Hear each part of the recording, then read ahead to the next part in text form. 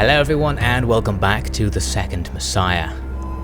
In the last episode we first saw Saphrax landing troops in the Garamantian port of Hadrumentum. He was able to outflank the enemy by drawing them out of the town and the landing was easily successful, but immediately afterwards the Garamantians staged a massive counterattack, putting Saphrax in extreme danger.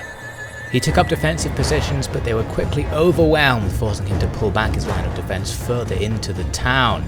The last thing we saw was the enemy finishing the landing of their second army, now ready to make an attack against this final position. Let's continue.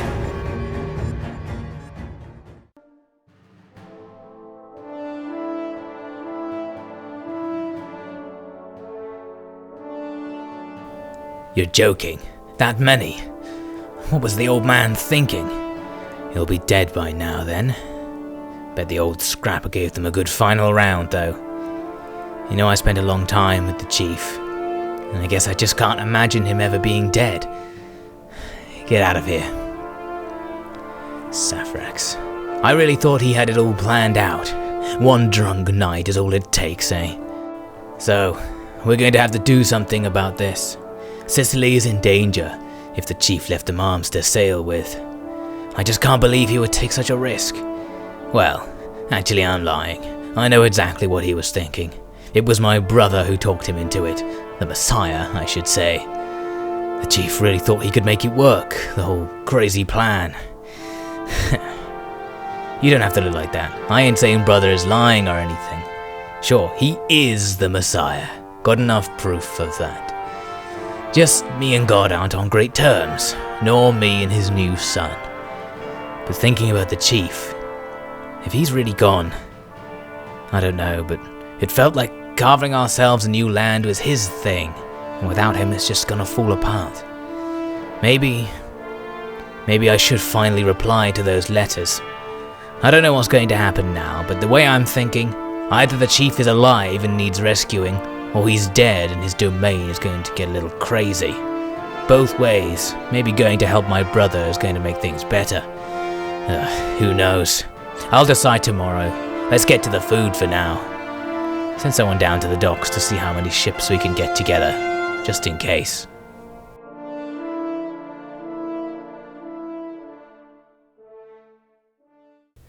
We're in the middle of the battle for Hadrumentum. We've just lost the last of our brave ships, and now the enemy are going to press against us with the forces they've successfully landed.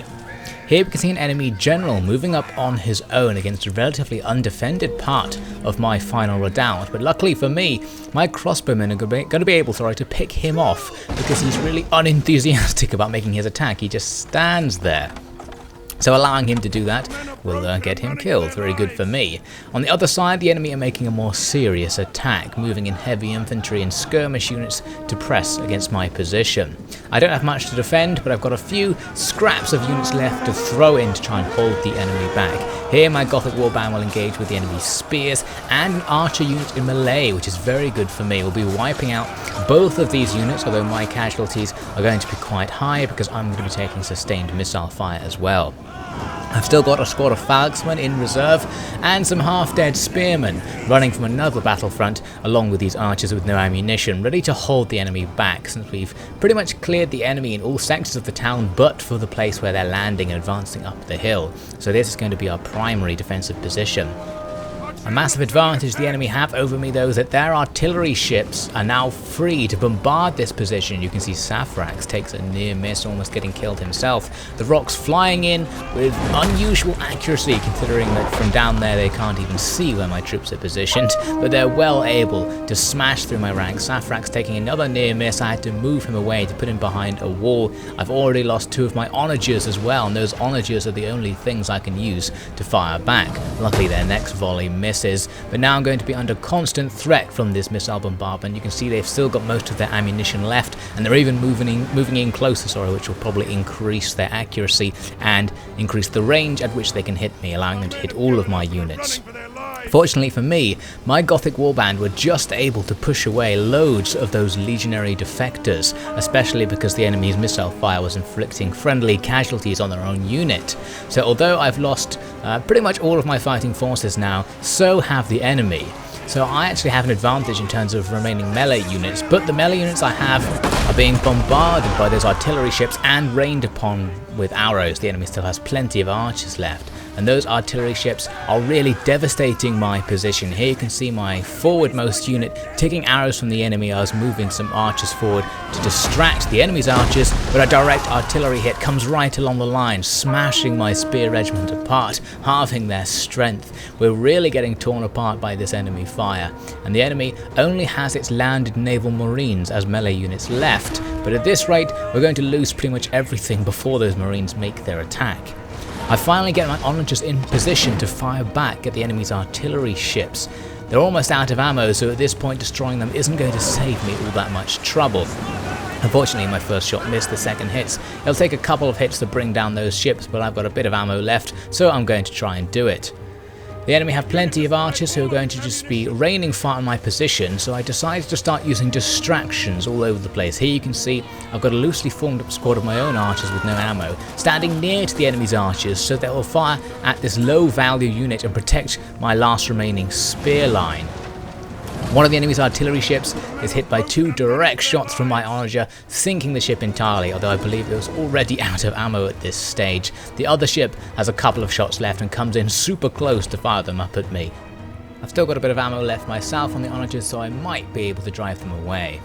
Now you can see I've committed my Falxmen and a couple of half-dead skirmish units to rush away from my position to go around and try and drive away the enemy's archers.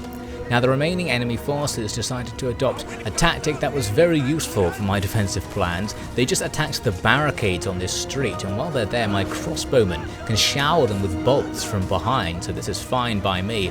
This other small unit looked like it was going to do an actual attack on my line here, but then walked off to go and do the same thing. The line itself is still holding steady, still taking lots of missile fire though, so we're losing our spearmen all the time, just a few left, but the enemy have pretty much no melee troops left at this point. It's all skirmishers. So I'm going to charge out with these spears. First I was charging into this archer regiment, but then I realised those archers are actually just going to go and fight the barricade for no reason, so I turned them around to take out these routing units and drive away the enemy's slingers, thus protecting my remaining position and protecting Saphrax in particular, who's very vulnerable to slinger fire. So here are those bowmen, bravely fighting with my wooden barricade, and all the while standing in range of my crossbowmen who'll be able to gradually deplete them and very quickly rout them. Now the Falxmen and skirmishers that I send around for a rear attack finally arrive. They've lost about 2/3 of their regiment to missile fire on the way, but when they finally arrive, they run with extreme speed, slamming into the vast majority of the enemy's remaining forces, all in one big blob, and then hacking through them. This shocking sight routs all of the remaining enemy forces, causing a chain rout. The battle is very suddenly over thanks to that attack by the Falxmen. And now we're going to be free to kill as many of the enemy still in the town as we can to reduce the chance of a counter-attack. So this was a very close victory, but we won it in the end. The downside is that a large number of the enemy's units routed with a lot of their troops intact. So their army won't be all that depleted after this and will be able to come back in, whereas my forces have been almost entirely wiped out in this battle, the few survivors enjoying themselves hunting down the enemies before they escape. So a bloody battle indeed, a Pyrrhic victory for Saphrax, but Saphrax himself is still alive with a tiny handful of troops and 2 of his onagers left, so if the enemy make a counter-attack, he's going to be under extreme danger, but perhaps we've destroyed the enemy's enthusiasm for an attack with this epic defense. I expected to see our warriors greeting us as we landed, but all was quiet. As we approached, we saw bodies on the beach, bodies up and down the roads, and a few of our men dragging the wounded away from the fighting.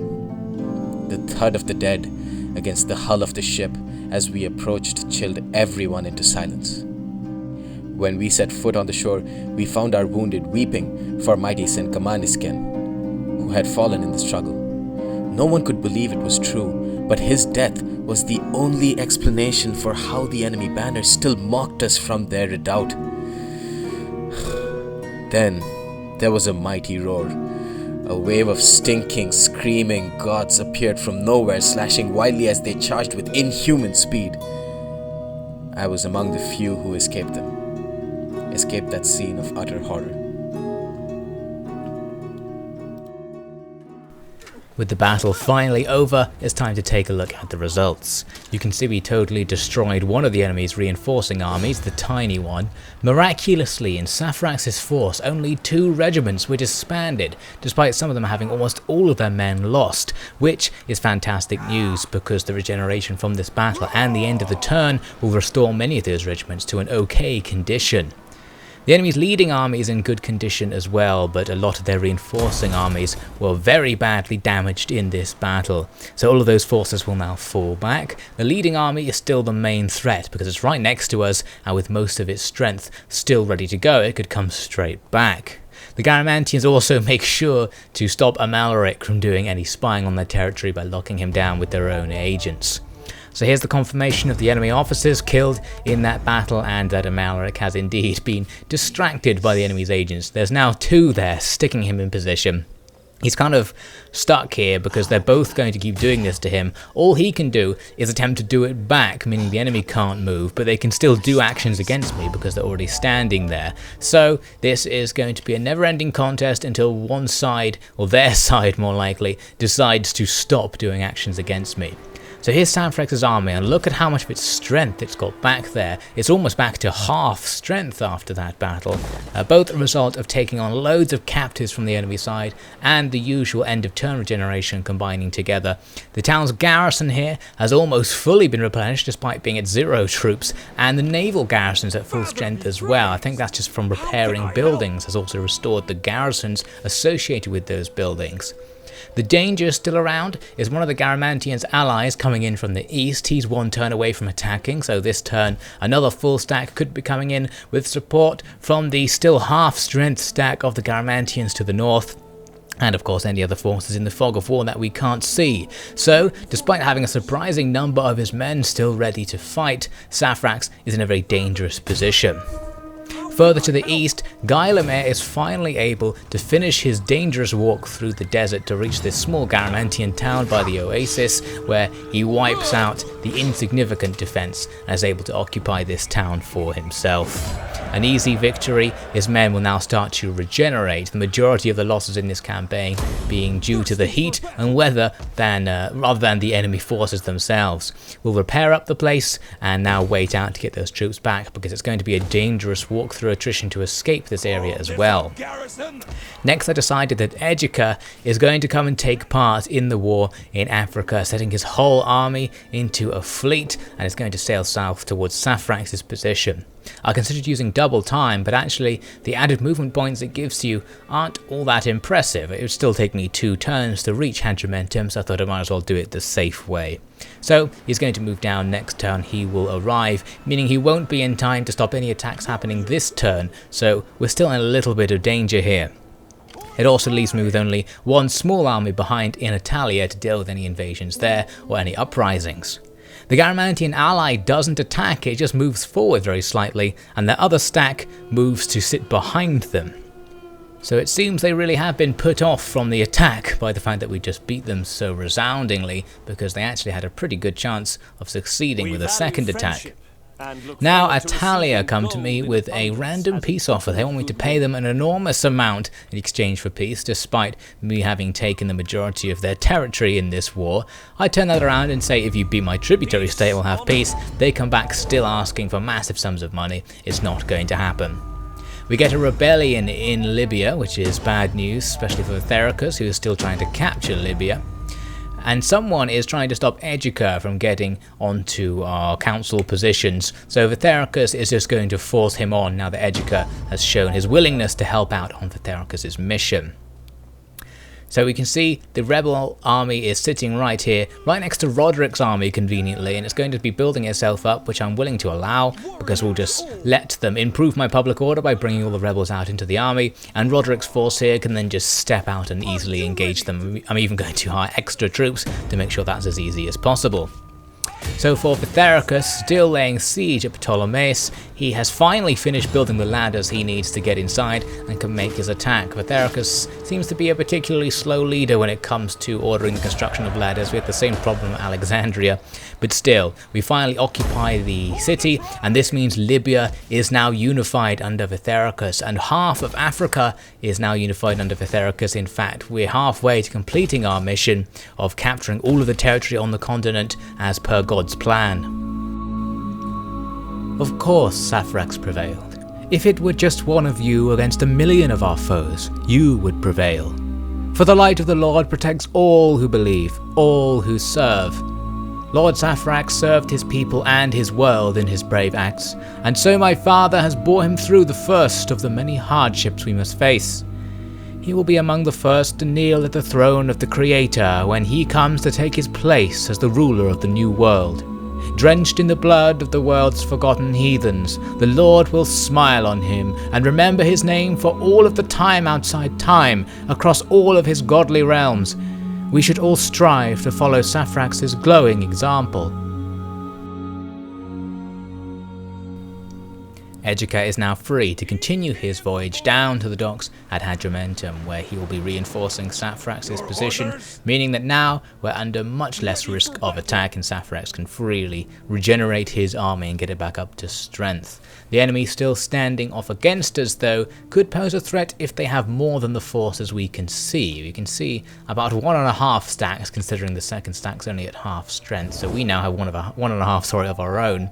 What I can do to gauge their strength is offer peace.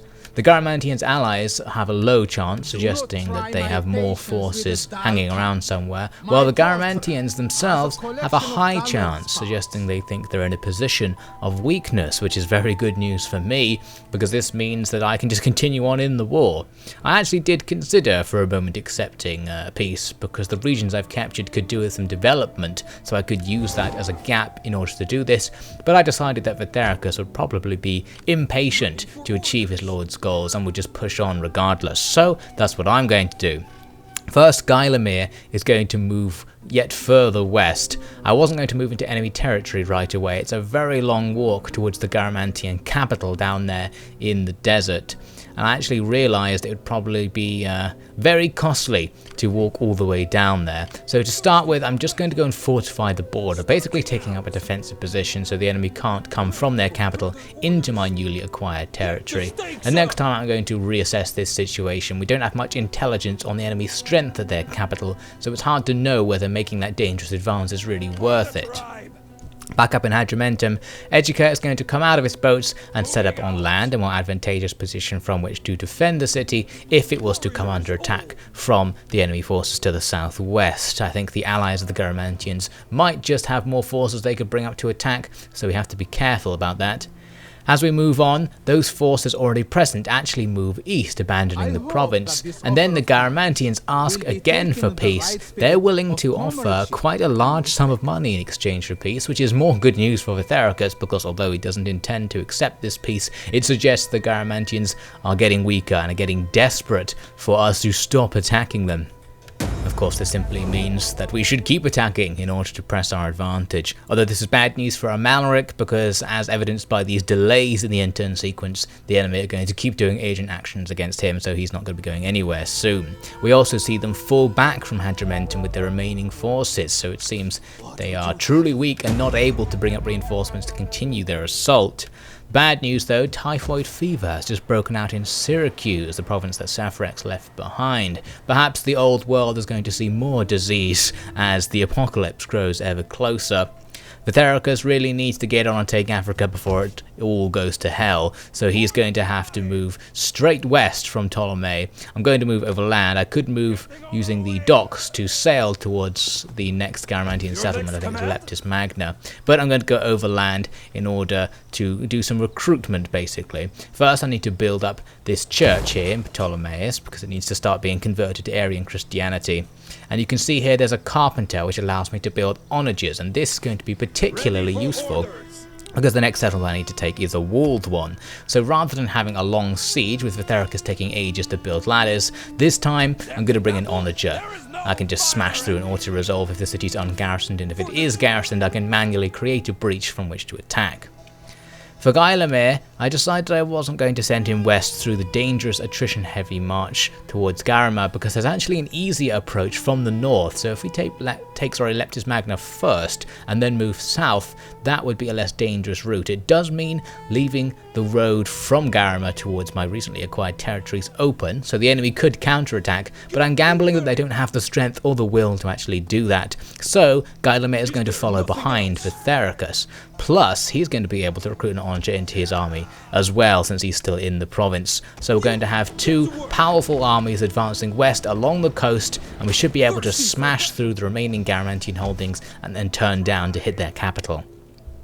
Over in Hadrumentum, Edgica is leading the assault out of the province. We need to head south. There's another Garamantian stronghold just down there, and we saw Garamantian forces falling back towards it last time, so it could be garrisoned.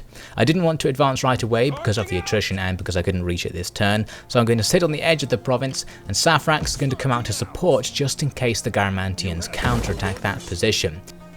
The bad news is that Hadrumentum has absolutely awful public order, declining very fast. It's almost definitely going to rebel, so one of them's going to have to go back to deal with that soon.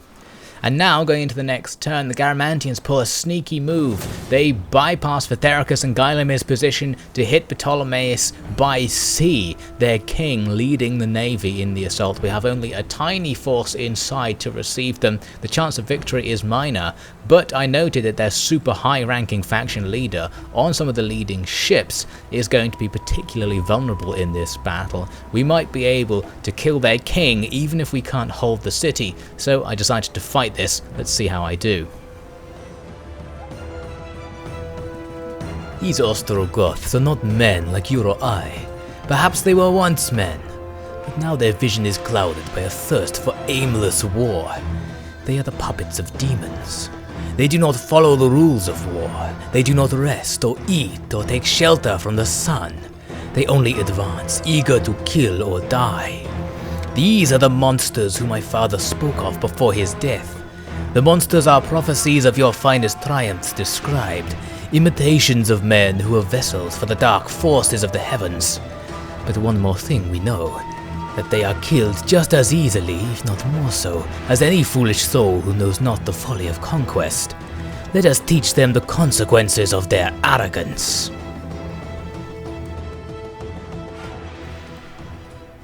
The enemy begin their attack bringing their navy right in towards the town, and I've deployed my 3 undercrewed ships to stop them. But most importantly, I have an artillery ship with 2 working artillery pieces who was able to instantly bombard the enemy's general's ship moving at the front of their formation. The enemy's artillery ship is firing back at mine. It's already suffered damage. It seems that I'm going to need to be fast to get off the shots I need to destroy the enemy king's ship before my artillery ship has destroyed itself. The other enemy boats are coming in to board with my 2 support craft, who are going to be very easily defeated because of their inferior crew size. So those 2 ships are effectively lost immediately. The only upside is that the enemy's artillery ship will target these ships as long as they're still on my side, instead of my artillery ship because they're slightly closer, giving me more time to load up shots against the enemy's king. Their king's ship happens to be particularly powerful, and it takes quite a lot of hits to bring it down. Usually it only takes 1 or 2 to sink a ship, but I'm going to have to get something like 6 to bring down this ship, so it's a bit more dangerous. Plus, of course, my ship is very vulnerable. Luckily, the enemy's artillery ship misses a key shot there, buying me some time to continue my attack. That shot might have just set my ship on fire and caused it to very quickly sink, but I get shots off myself, sorry. My ship's been sunk, but the enemy ship is set alight by this final hit from my artillery pieces. So, this ship will now sink with the enemy king on board, standing there on the forecastle as the flames surround him. Unfortunately, my artillery ship at this very moment is boarded by the enemy and will be taken out. Plus, I think the enemy's artillery ship is still firing at it, so they're either going to lose all of their crew or the ship itself. But they've already achieved their objective. The enemy's king is sent to the bottom of the sea along with his small and elite team of crewmen. The enemy's morale isn't particularly hit by this because most of their forces are actually in the other army, who doesn't seem to mind that their king has been killed in this battle. That other army is now sailing onto the field and will soon be landing in the town, ready to make an attack. And it has a very distinct advantage over the defenders, of course. They're also bringing in some pre-landed onagers who'll be able to smash through my defences. And curiously, the general of the enemy's second army is currently knocking on the gates. They're hoping to break through the gates with their weapons, but are having a very hard time doing it. The onagers broke down a piece of the wall, allowing those horsemen inside, where the towers proceeded to massively damage the unit. This was looking great from my perspective. It looks like we might be able to kill a second enemy general. Now this general was actually heading right towards the centre of town where my couple of men were hanging about. Seeing that they were doing this, I set up a little spear wall on the road to try and stop them. It only just about caught them, they almost snuck around the side, but we did get the enemy's general into combat with these spearmen, which is great. And once they were distracted by that, my handful of nobles came around the corner to come and attack them in the rear. The enemy's cavalry were very rapidly killed by this attack, and the enemy's general was killed with them. So we've now successfully killed 2 enemy generals, their king and a lesser one. I think the other guy was nothing special, and because he wasn't anything impressive, his loss doesn't really cause a morale shock to the enemy's forces like it did in the previous battle at Hadrumentum. So the enemy are still fine to continue their attack. Here they've got some spearmen attacking the barricade. I've got some legio on top who throw down their darts. I hope that at super close range, them throwing the darts into the faces of these spearmen would really heavily damage the unit. But unfortunately it did pretty much nothing, the opposite of what I was hoping for. So we're going to have to just let them continue to hit the barricade. Elsewhere they've got loads of troops swamping my tiny group of spearmen. The enemy are going to very easily break into the capture point area. They also broke down the barricade. My legio are probably okay for actually holding against these desert spearmen, and we do have an advantage man to man, so although the enemy has us surrounded, they can fight on and possibly even win that. Unfortunately, the enemy's onagers are now drawing in, and that legio unit is going to be the closest target for them once they set up. My tower was firing at the onagers, but disappointingly didn't really do anything to them. They managed to destroy one of the onager pieces, but the rest of them came in to attack my legio indeed, not caring that because my men are surrounded by their own troops, those onagers are going to be inflicting friendly fire in the extreme on these men. So you can see they just rain rocks down, blowing apart the ranks on both sides. Unfortunately, I only had a few men. So losing 1 or 2 troops means that unit routs, whilst the rest of the enemy can just continue their attack, even with depleted numbers. You can see what I tried to do here was pull all my survivors back towards some more towers to fight the enemy in front of them. Unfortunately, the loss of those legio back near the town centre caused a chain rout, and the battle was over. So the Garamantians have successfully counterattacked me, but we have killed their king. We'll see the consequences as we continue in the next episode.